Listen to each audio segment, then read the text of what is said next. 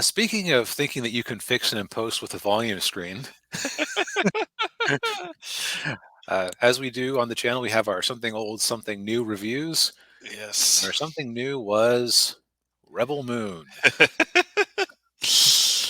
With the appropriate screen grab from the movie.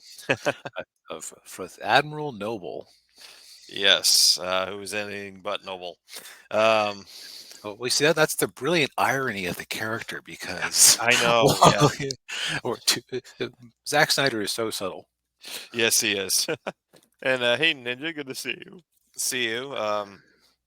Just finished watching the incredible mid-production of Conan 2011. Ooh, yeah. Yeah, you just showed up just in time for us to talk Rebel Moon. Yes, yes. Yes, and we were just discussing Zack Snyder's genius with naming his characters. Yes. So, Rebel Moon started life as Zack Snyder making a proposal to Disney. Mhm. And I'm going to be objective about this. People have pointed out, you outside of any knocks you can make against Zack Snyder as a storyteller, you can kind of see why Disney wouldn't have wanted to go with this one because uh, the plot does have a few similarities with what a sane studio would have planned for Finn, Yeah. since it is about somebody who's ex-Empire here. Hmm. And what it really is like it's a sci-fi retelling of the Seven Samurai slash Magnificent Seven slash Bugs Life. Yeah. Yeah. Pretty much. Yeah. Combined with being a remake of the unintentional remake of the Roger Corman 80s schlockfest Battle Beyond the Stars, Yeah. which I do intend to watch. I started it but didn't have time to finish it. But that one was interesting. That'll probably be our something old some week. Yeah. Yeah. And hey, Ching, it's good to see you. Well, you're gonna hear our thoughts about it here in a second. Yes. So before we again, let's be objective here for a minute Okay. before we get into opinions of it. So first off, it's Rebel Moon Part One: A Child of Fire. Mhm. So it is a about 2.5, 2 hour 20 something like that. 2:15. Yeah. Uh, it is the first half of the story. Yeah. He uses a lot of slow mo, A Chingus. lot of slow mo, Changus. Yeah. Um, you almost wonder if he didn't insist on slow mo for everything, if he could have just made it one movie. Yeah. But Uh, so th- so it is part one of the part two story. yeah. So you can argue, hey man, you only saw the first act, maybe 2 acts of the story. You can't really judge it. To which I would reply, then don't release it. uh, What, 6 months apart from the second half? Yeah. I think 3 months. I want to say it's like March, April, somewhere in there. March or April. Yeah. The director's cut of this one's coming out in June. That's right. Yeah. I also had somebody complain to me when I was telling my opinion of it. Well, when I watch a movie, I like to watch the whole thing. It's like, then look, then why release this? Well, the reason they have a PG-13 version is because Netflix said, look, with the amount of money we're giving you, we can't have something that's R-rated only. Yeah. So we have to have a more. This one is not family friendly, but at least more like a wider audience can see it, Right. Yeah. Um, which is hilarious considering it's not getting a major theatrical release. I think it was available in like a few select theaters. yeah. Yeah. It was in that one theater, the Egyptian in L.A. That's right. Yeah. But so kids on their parents' Netflix accounts will never lie about how old they are if they're pressed on it. Right. Yeah.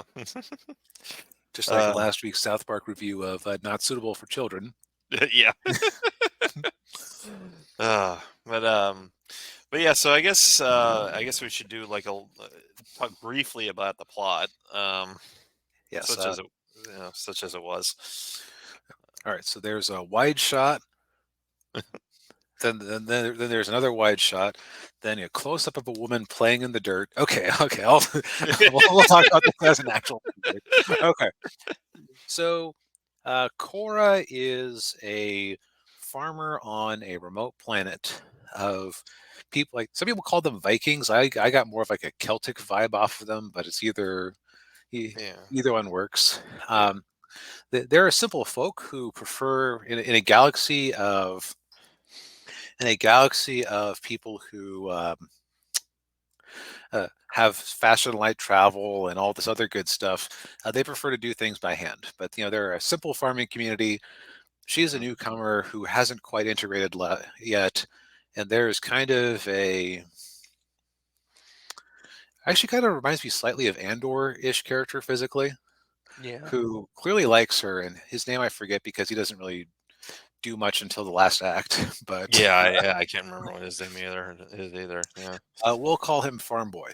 yeah, So Farm Boy, likes her, but she isn't interested. She just kind of keeps to herself, but she's a very hard worker, best farmer of the farmists.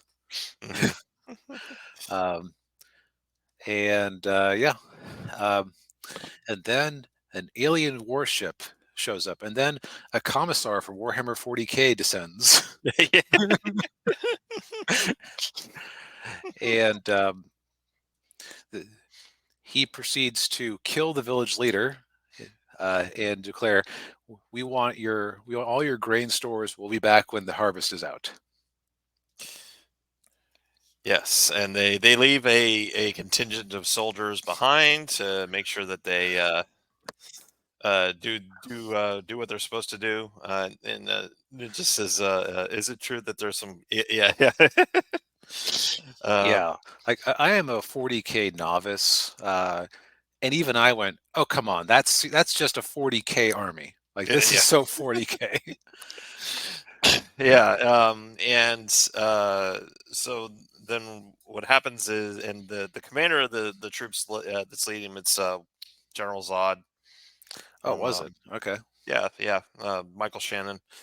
Um, and he and the men decide they want to get a little handsy with one of the farm girls. Uh, except for one guy who's kind of the good guy Yeah, who who after this scene vanishes from the movie completely. yeah, yeah. Well, he might show up in part two. That, that that's stupid, but I'll get into why it's stupid in just a Yeah, second. yeah, yeah. And then Cora reveals that she's actually a badass. Now some people are taking, it's the usual complaints. Oh, 90-pound soaking wet woman uh, beating a whole bunch of guys. She basically uses the space intelligently because, like, they all have guns, but they can't shoot through each other to get to her. Now, people in the front row should have just unloaded on her, but that's Yeah. action movie rules. Yes. So she saves the day. Um, And now that the soldiers have been dealt with, they decide that they need to go, before the bad guys come back, they need to go recruit some stereotypes. Wait, did I say stereotypes? I meant characters. Totally characters. Yeah. Well, we forgot to mention the robot that Yeah, showed up. so Yeah. did the movie. like, Yeah. like, Anthony Cain plays excuse me, Anthony My, Hopkins. Anthony Hopkins. I was mixing up my old British actors. Yeah. Anthony Hopkins plays a robot who had been the bodyguard of the slain emperor, hmm and when the emperor died, all of the robot bodyguards no longer had a reason to fight. So he's been reduced to menial tasks. And he is possibly the most interesting character in the movie. Yes, and then after the scene in the barn, we never see him again Yep, until the end of the movie. just completely gone. Yeah. So, Yeah, so they go on a recruitment drive. Um, you know, playing uh, Emperor did involve a man named Horus. so I a quarter get that reference. It is not, in fact, the Emperor of Man, uh, Yeah. because there is somebody who took over after this coup. Uh, So it's not like the God Emperor in Warhammer 40K. Yeah, yeah. Um, Um, yeah, so they go down there. They had this really weird scene where the farm boy gets molested in this bar, yeah, yeah. and then they recruit a pilot who decides to take them around. Mhm. And And it's yeah, the actor is the guy from Pacific Rim. hmm, The neat. yeah. Is he for a giant worm? No, unfortunately. And now, where I said it didn't make sense for them to not have the nice soldier come with them is that if you're going to go recruit some mercenaries, mercenaries are dangerous people. Like, is he just hanging around with his girlfriend now in, in the farming community? What's his contribution to the defense as they have a few weeks to make this happen? Well, in the words of Critical Drinker, don't know. Don't know. Don't know. So, Yeah. so we proceed to have a bunch of moments where you think to yourself, this would have made more sense as a TV show Hmm. because they don't really contribute anything to the movie. But like if this was like a half-hour TV episode, it would have made sense. Yeah. You have a scene where you basically have a Native American guy who rides a griffin to Yeah. earn his freedom. Yeah. And he's apparently like an exiled prince or something. Yeah. Never touched on again. Yeah. Uh, Yeah. it's a pretty looking scene, although it's really uncreative in your sci-fi universe to just have a literal mythological griffin with nothing different. Yeah. Yeah. At least give him an antenna or something. I mean, come Yeah, on. yeah. Then they go to this mining planet, and there is a samurai woman wearing a kind of cool looking hat, and she has bladed weapons that totally aren't lightsabers, guys. Shut up. Yeah. And she fights this spider woman. In probably one of the it's a plot line that would have been that you could have made a movie out of that, in my opinion. Yeah. The Spider Woman was very very HR Giger esque in her appearance. Yeah, like it's like a humanoid body on top of a spider torso, Yeah. and the and it's like the spider's grief with the miners was that they had poisoned the atmosphere and none of her eggs were hatching anymore, so she was out to get revenge on them. Yeah. Um, but she's dealt with, and then and you might go, oh, what did the Native American guy do? He watched. Mhm. Yeah. And then they go to a planet where with then they have to go get General Titus, this disgraced general who uh, Yeah. we're told is a brilliant leader. Yeah, and And, they really built him up. yeah, And and at the they even beginning, said like the last person who tried to find him, their head was found on a pike. yeah, it's like, oh, what? Come on, this guy's supposed to be some badass, and and Ninja says he's going to assume Zack Snyder never saw Seven Samurai or Magnificent Seven because he would have understood how to write the plot of those movies. Well, okay, that assumes he knows how to write a plot of a movie. Yeah, I guess we've dropped being objective here. Yeah, Um, yeah, so they go to this planet, and it's the ever so creatively named. I forget if the planet was Castor and the city was Pollux, or it was like the planet Castor and the Pollux system. Like, haha, ancient Greek reference. yeah, As far as I could tell, had nothing to do with anything. Also, your boy Zach pointed out in his review that the Colosseum there had the same half broken that the real Colosseum does. It's like, does Zack Snyder or his concept artist just think that Colosseums are built like that? I guess I don't know. It's Yeah, and they come across this general, and he's really dusty, laying in the side of the road, alcoholic. yeah, It's like, oh, okay, I see what's going to happen here. He's going to like be in this gladiator ring, and they're going to help him out, or mm, no, they just smash cut to them cleaning him up, yeah, and he talks them into letting, or excuse me, Cora talks him into coming with them. yeah. I think they were trying to make him sort of like Maximus in Gladiator, kind of a similar type character, because the actor who plays Titus, and I'm gonna put Jaimon. Jamon Hansu. Yeah. Or sorry, he was in Gladiator. He was Maximus's buddy. Okay. So I wonder if they weren't trying to do that, but it fell flat on its face. Right, because he joins the rest of the background cast and never does anything again. Right. And then they meet up with these two rebel leaders who are brother and sister. One of them is played. The brother is played by Ray Fisher, who can probably only get work doing a movie with being done by Zack Snyder. Yeah, I didn't recognize him with his whole face. Yeah, yeah, I didn't either. It took me a minute. Because I remember when I heard his voice, I'm like, okay, the voice sounded familiar, but I couldn't place it. And then I looked that up and oh, it's Ray Fisher. Yep. Now, in the course of this, we find out that General Noble, or excuse me, Admiral Noble, Admiral Noble here, Admiral, yeah, um, the- likes he does drugs and likes to get freaky with tentacle monsters. yeah, Like he has a whole bunch of sucker marks all over his body that are. yeah. It's Mhm. Zack Snyder's edginess coming through. You know, Yeah. Um, and in the course of all this, we find out that Cora is she was the bodyguard of the Emperor's daughter who could heal everything, who could bring people back to death, back from death, Mhm. and something, and the Fire Nation attacked. I Yeah, don't yeah, know. and the Emperor is played by Wesley from The Princess Bride. Well, at least he's getting work. Yeah, I know he did something with the Daily Wire a few years back, so I'm kind of, I have to assume that that kind of painted a target on him.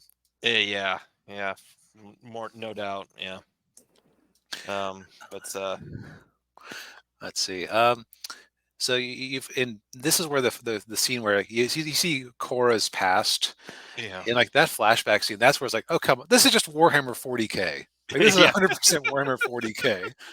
Like she was she was adopted by this guy who I think became the regent or who assassinated the emperor. Like yeah, he picked her out of her whole planet that the empire wiped out for reasons. yeah. And she's a really great soldier, super amazing soldier, just the best soldier. The bestest ever. Yeah, And it's not like, again, it's not like she's not a superhuman as far as we can tell, at least not canonically. There don't seem to actually be superhumans in this universe, which is interesting. no, they seem to be just kind of unless these humans are different than us humans, where they Yeah. have different, Changus says, yeah, this is, so Zach just wanted to make his 40K fanfic. Yeah.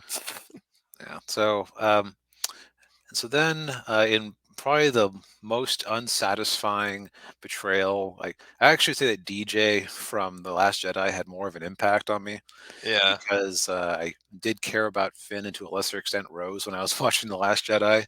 Yeah. The pilot guy betrays them, and his plan is to turn them over to the Empire. Mhm. But things go awry. Ray Fisher sacrifices himself to save the Don't, day, which somehow makes the ship crash. When, as far as I could tell, he had jumped onto one of the gun turrets and made it blow up. yeah, not the cockpit. So I don't know. Yeah. Uh, That whole thing reminded me of in Firefly with Wash when he's playing with his toy dinosaurs. He's like, "Curse your sudden but inevitable betrayal." yeah, I didn't necessarily see that coming because, see, the pilot guy was the only one who really had a scene with Cora, and I kind of got some light romantic tension off of that. So, Yeah. I double dumbass on me, I guess. I should have seen that coming. Yeah. Um, and so then the characters we have been busy accumulating over the course of the movie contribute by screaming and shooting guns. Like, wait, with the general played by Jaimon, like that, that's where I was offended. Like, wait a second, where's he coming up with a cool plan Yeah. to to fight off the Empire? No, this is just like brute strength on brute strength. Like he just shoots his gun a few times and Yeah. screams. Mm. And then Korra has a big fight with Admiral Noble. Admiral Noble is kind of into it because he's just a scenery chewing villain. Yeah. And then he gets dropped, but he survives. And the heroes go back to the farm planet, and we find out that the emperor, or the false emperor, very much wants his adopted daughter Korra back. Please, thank you. Yeah. Oh, and the robot shows up again, having fashioned some antlers for himself in the Yeah. background. Yeah. Why did he fashion antlers? Don't know. Don't know.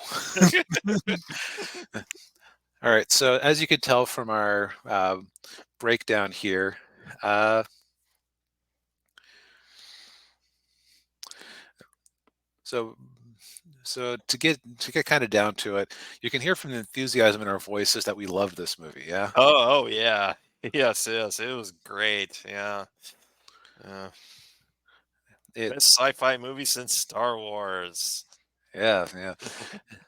So I think the fundamental issues that I came away with it from, or came away with from it, are one, there are like one and a half characters. Mhm. Two, if you round up for the robot who doesn't appear in the movie. Yeah. Um, two, once a character is recruited to the team, they never talk to any members of the team. Yeah. Now, does the longer R-rated cut fix this? Really doubt it. If I had to guess what we're going to get, we could conceivably get a scene with General Titus having a gladiator fight that was just too bloody to cut down. Mhm. The- that's where I'm trying to figure out where you would actually have an extra half hour to an hour of material, and that's my best guess of what the biggest time sink would be. Yeah, probably. I would say overall, it's probably the R-rated cut's going to be bloodier and have a bunch of Yeah, sex scenes and yeah, yeah. I don't know. Maybe Cora screws the traitor guy. I don't know. yeah, maybe. I'm trying to think if there's anything that's plot relevant that we left out, but there's a bunch of little nitpicks that we could make of the movie that Yeah. really just like it feels mean to complain about it because it's like, do you remember the South Park special where they had Imagination Land and they brought in a bunch of movie directors to try and like Yeah, help them figure it out? And you yeah, had Michael Bay, like yeah. wide pan shot, close up, an explosion. That isn't Yeah. a story. I don't know The, the the, difference. I don't know. Yeah, those aren't. That's not a story. Those are special effects. I don't know the difference. We know you Yeah. don't. um, uh, the action scenes. I'm very tired of the Zack Snyder style action scenes. I am too. Yeah, yeah. It's as Chinggis brings up. Yeah, slow mo. Yeah, the. Ugh. Yeah. Um, so there were some spectacle scenes, sure, but it never actually meant anything. Like it didn't really build to anything. This is like a hodgepodge of different sci-fi and fantasy influences.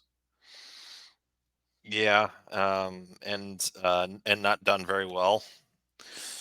Now, like I think that they had some elements that they could have teased out, like Mhm, say, like again, like the robot was probably the best, most interesting thing. mhm. Um, I don't know, the samurai woman would have been neat to just have do her own thing, Yeah, but it's like if you just like imagine if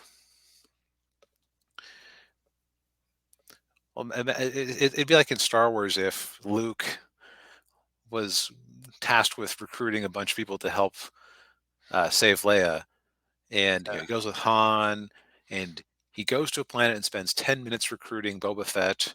Then he goes to another planet, spends 10 minutes recruiting Lando. Then he goes to another planet and spends 10 minutes recruiting, I don't know, an Ewok. yeah, And then or yeah, all yeah, these characters just go into the background and never speak again. Yeah.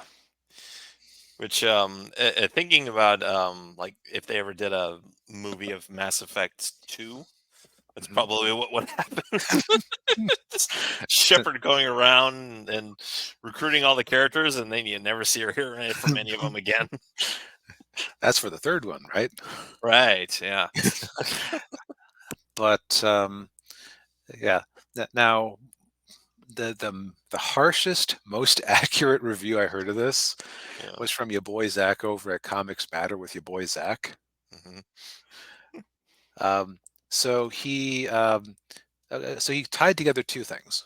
Um, so you probably see this revolving around the internet where there's this claim that, oh, psychologists determined that 30% of people don't have an internal monologue. Hmm. That's just based on dumb pop psychology and things like that. Yeah. So like, but you read that and you go, oh, well, I have an internal monologue. That must mean I'm smarter than other people. And he likened that to Zack Snyder thinks that other people can't think and reason. Ugh. So, it's like you can't. Let's see. I want to show that she likes farming. She really, really likes farming.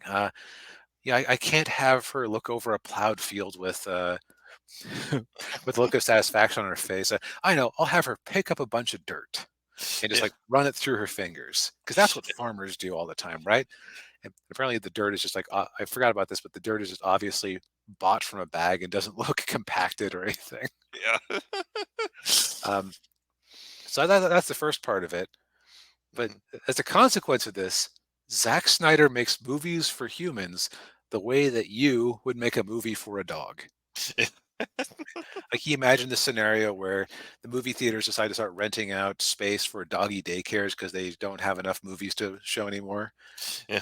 So it's like if you were making a movie for a dog, you wouldn't worry about all the elements of the that the dog liked fitting together. It would just be like, oh, it's a dog chasing a squirrel, then a dog, laying in the sunlight, then the owner coming home and saying, "Hi, buddy," Yeah. and then the dog chasing a ball. Like you wouldn't worry about how it all fit together. It would just be a bunch of scenes that well dogs like. Yeah. So this movie is just like you have an action scene, then the villain is bad, then you have another action scene, then you have another. Then they meet a cool guy who looks like a Native American. Then you meet this cool samurai lady. People like it when people like cool samurai, right? I'll Yeah. throw one of those in. Yeah. Well, I hate to do this, but I have to step away for a moment. So keep talking. Okay, so yeah, this is an insulting movie. Like like it really just, and I'm amazed that people are enjoying this. I think also steal from your boy Zach. I bet a lot of the positive reviews, people who were effing around on their phones while they were watching it, rather than giving it their full attention. Um, what I would say is, like, if I had been asked to review this in advance, like, or if I had been given the script, there would have been a lot of suggestions I would have had because there's things you can work with here, and the idea of Magnificent Seven in space does have a lot of potential. It's just that this movie is not able or interested in realizing the potential of anything it sets up. Now, could it be like other Zack Snyder movies where, oh, it makes much more sense in the extended cut?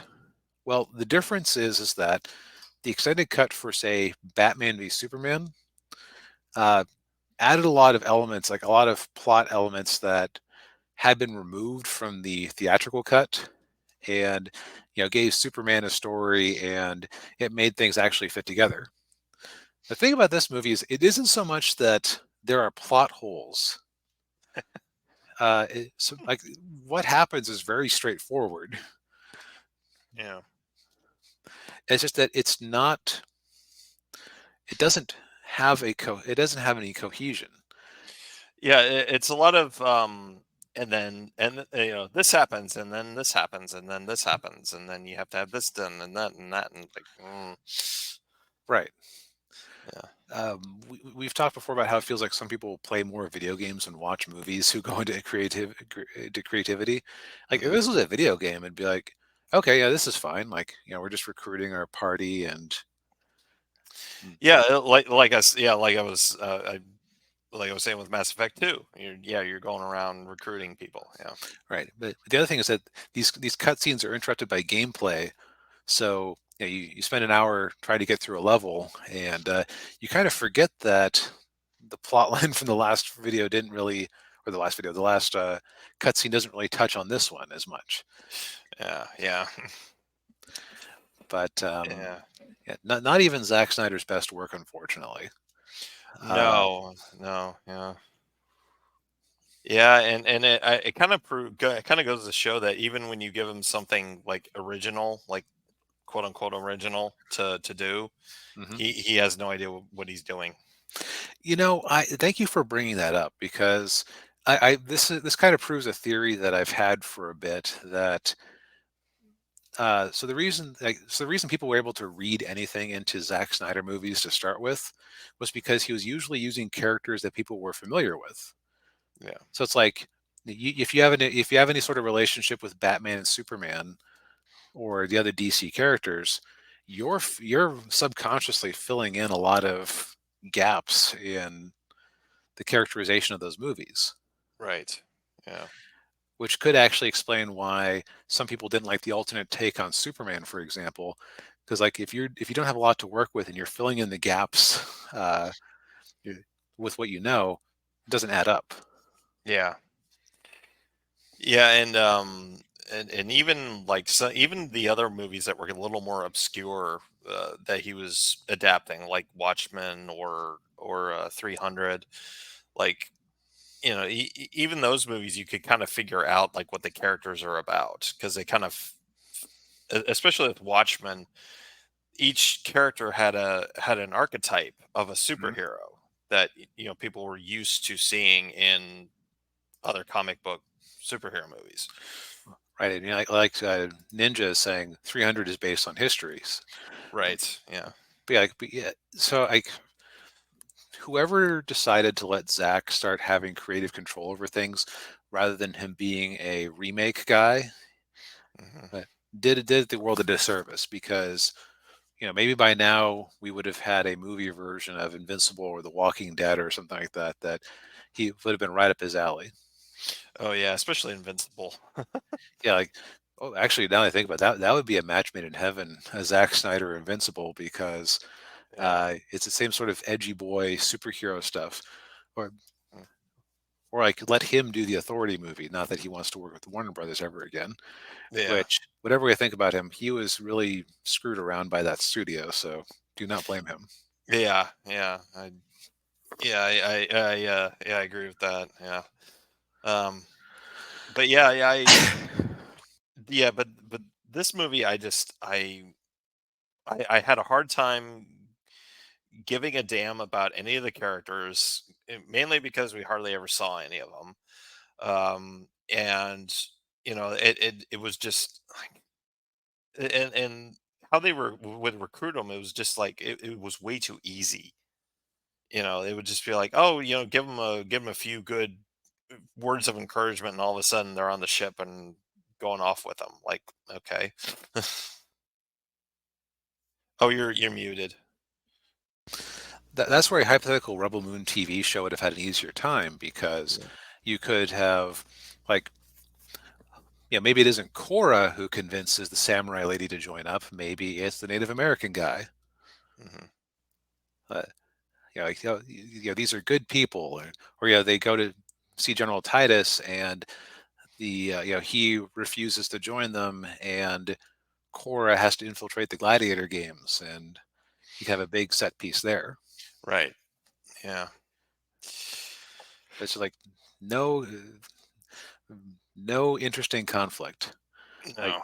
a lot of people have cited General Noble, or I keep wanting to say General Admiral Noble, there is the most interesting character, which he was definitely having fun being an over the top mustache twirling villain.